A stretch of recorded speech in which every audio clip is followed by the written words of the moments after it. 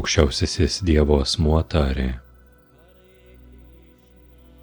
laimė ir kančia kaip žiema ir vasara, trumpam ateina ir vėl praeina. Šiuos pojūčius sukelia juslinis patyrimas ir reikia mokytis netrikdomam juos pakęsti. Tas, kurio netrikdo laimė ir kančia, kuris išlieka tvirtas jas patyręs, iš tikro vertas išsivaduoti.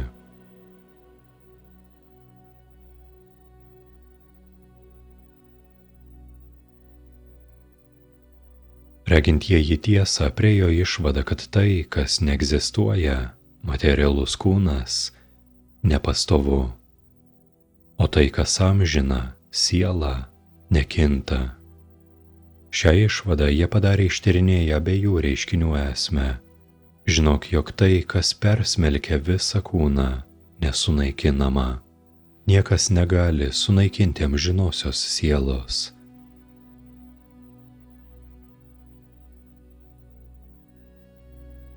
Nesunaikinamos, neišmatuojamos ir amžinos, gyvosios esybės materialus kūnas pasmerktas žūti.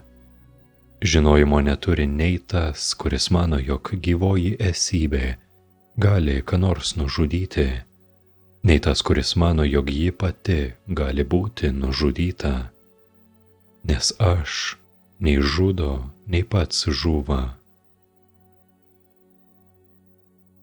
Siela niekada negimsta ir nemiršta.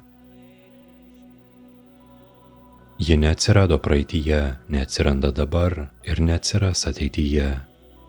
Ji negimusi, amžina, visad esanti, seniausia. Ji nežūva nužudžius kūną.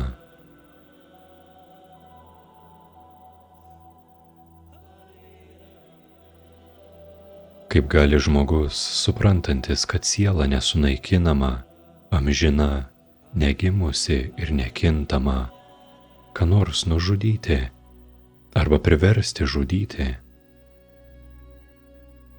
Kaip žmogus užsivelka naujus drabužius, nusimetęs sudėvėtus, taip ir siela gauna naujus materialius kūnus, palikusi senus ir nebenaudingus.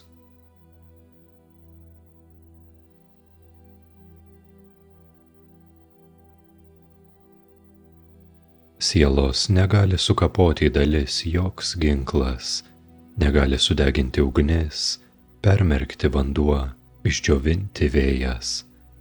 Ši individuali siela yra nedaloma ir netirpi. Neįmanoma jos nei sudeginti, nei išdžiovinti.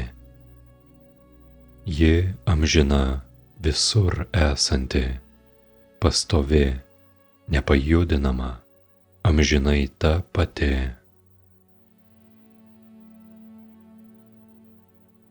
Pasakyta, kad siela yra nematoma, nesuvokiama ir nekintama. Tai žinant, nederėtų sielotis dėl kūno.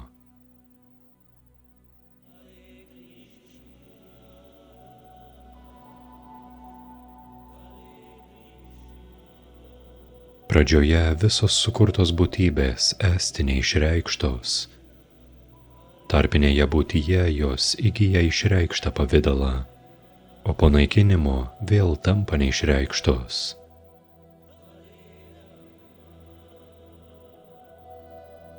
Vieni į sielą žvelgia kaip į stebuklą, kiti kalba apie ją kaip apie stebuklą, treti girdi apie ją pasakojant kaip apie stebuklą.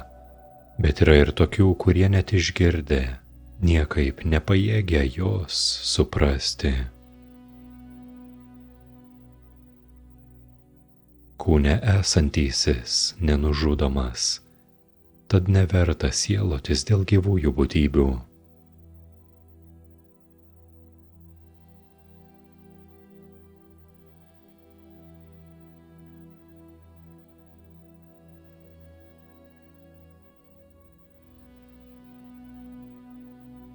Kas pernelyg prisirišęs prie juslinių malonumų bei materialių gerybių ir dėl to pameta galvą, tam negimsta tvirtas pasiryžimas pasiaukojus tarnauti aukščiausiajam viešpačiui. Vedos daugiausiai kalba apie 3 materialios gamtos gunas, o Ardžuna tapk transcendentalus gunų atžvilgių, laisvas nuo visų priešybių. Atsisakyk siekių kažką laimėti ir išsaugoti šiame pasaulyje ir susitelk savajame aš.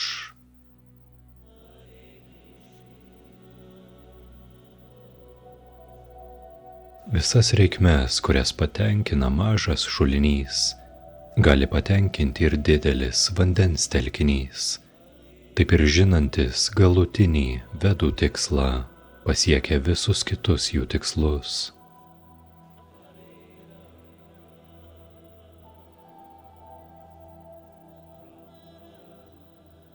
Tu gali vykdyti nurodytą pareigą, bet nesisavink tos veiklos vaisių. Niekada nelaikyk savęs veiklos rezultatų priežastimi ir neįprask netlikti savo pareigos. Vykdyk savo pareigą išlaikydamas pusiausvyrą, neprisirišęs prie sėkmės ar nesėkmės. Tokia pusiausvyros būsena vadinasi joga. Vykdydamas pasiaukojimo tarnystę, apsisaugok nuo pasibjaurėtinos veiklos ir su tokia sąmonė atsiduok viešpačiui. Šykštuoliai tie, kurie nori mėgautis savo darbo vaisiais. Žmogus atsidėjęs pasiaukojimo tarnystei, dar šiame gyvenime atsikrato tiek gerų, tiek blogų pasekmių. Todėl siek jogos, meno tobulai veikti.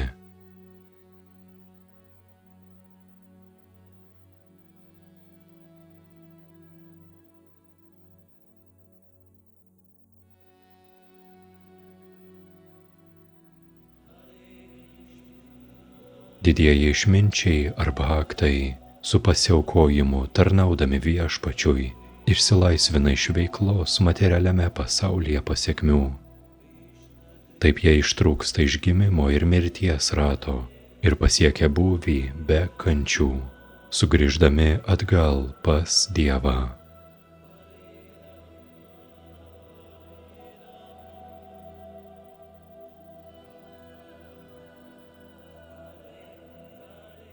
Kai tavo intelektas išsigaus iš iliuzijos tankynės, tapsi abejingu ir tam, ką jau girdėjai, ir tam, ką dar išgirsi.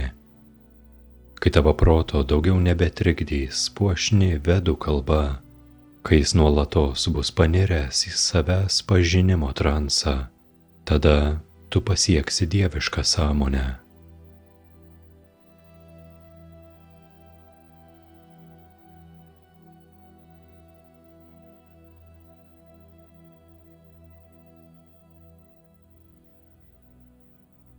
Ardžuna tarė, o Krišna, kaip atpažinti tą, kurios sąmonė panirus į transcendenciją, kaip jis šneka ir kokia jo kalba, kaip jis sėdi ir kaip vaikšto.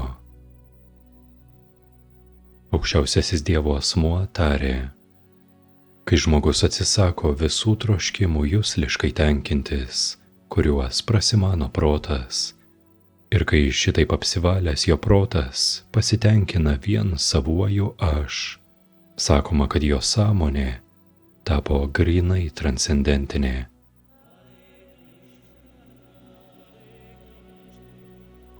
Kieno proto nebedrumsčia net trejopos kančios, kas nedžiūgauja laimėje, kas atsikratė prisirišimo, baimės bei pykčio, tas vadinamas tvirto proto išminčiumi. Kas materialiame pasaulyje neprisiriša prie gėrio ar blogio, kas susidūrė su jais, nei giria juos, nei peikia, to žinojimas yra tvirtas ir tobulas.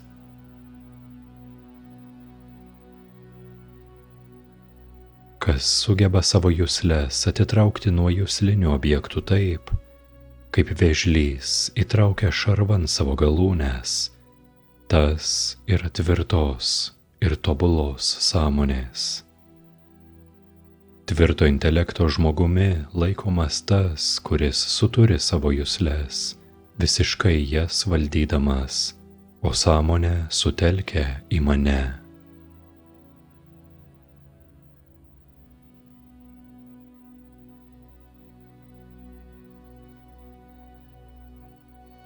Žmogui kontempliuojant į juslių objektus, išsivysto prisirišimas prie jų.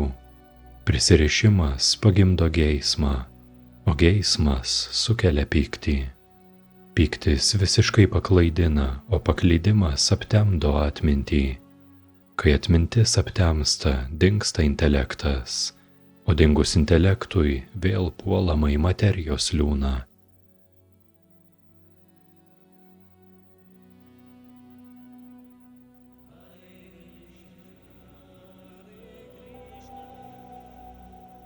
Kas nesaistomas potraukio ar pasibjaurėjimo, gali valdyti jusles, laikydamasis principų reguliuojančių laisvę. Tas gali pelnyti visišką viešpaties malonę.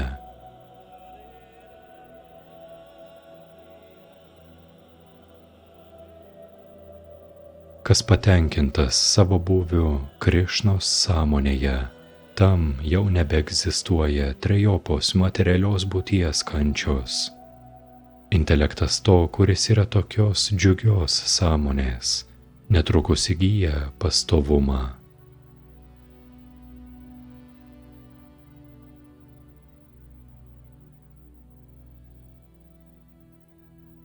Kas prie Krišnos sąmonę nesusijęs su aukščiausiuoju, tas neturi nei transcendentinio intelekto, nei sutelkto proto, o be jų neįmanoma ramybė, o be ramybės ar galima laimė. Kaip stiprus vėjas nuneša vandenyje plūduriuojantį laivelį, taip ir viena nerimstanti juslė, užvaldžiusi protą, pasiglemžia intelektą. Todėl tas, kuris atitraukia jusles nuo objektų, turi tikrai tvirtą intelektą. Ramybę pasieks tik tas, kurio netrikdo troškimai, be paliovos plūstantys lyg upės į vandenyną, nuolat prisipildantį vandenimis, bet išliekantį ramų. O ne tas, kuris stengiasi patenkinti tokius troškimus.